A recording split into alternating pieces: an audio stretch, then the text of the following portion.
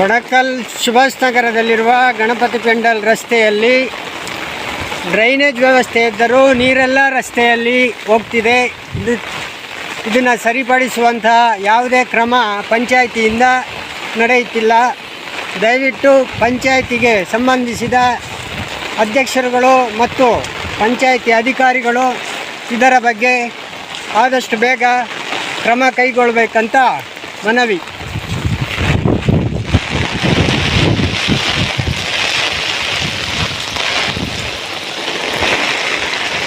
ದಯಮಾಡಿ ಪಂಚಾಯಿತಿಯ ಅಧಿಕಾರಿಗಳು ಮತ್ತು ಸದಸ್ಯರುಗಳು ನಿದ್ದೆ ಬಿಟ್ಟು ಕೆಲಸ ಕಾರ್ಯಗಳನ್ನು ಮಾಡುವತ್ತ ಗಮನ ಹರಿಸಿ.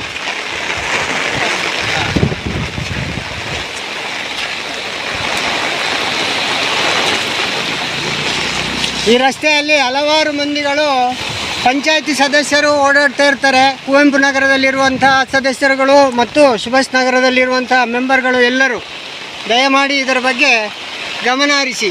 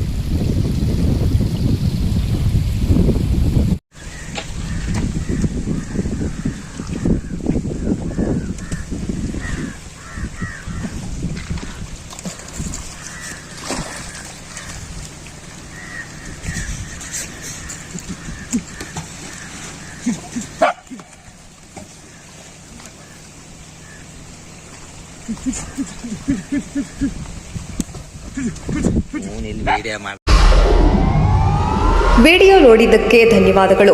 ಮುಂದಿನ ವಿಡಿಯೋದಲ್ಲಿ ಸಿಗೋಣ. ಕ್ಷಣ ಕ್ಷಣದ ಸುದ್ದಿಗಾಗಿ ವೀಕ್ಷಿಸಿ ನ್ಯೂಸ್ ಕರ್ನಾಟಕ, ಸದಾ ನಿಮ್ಮ ಜೊತೆ.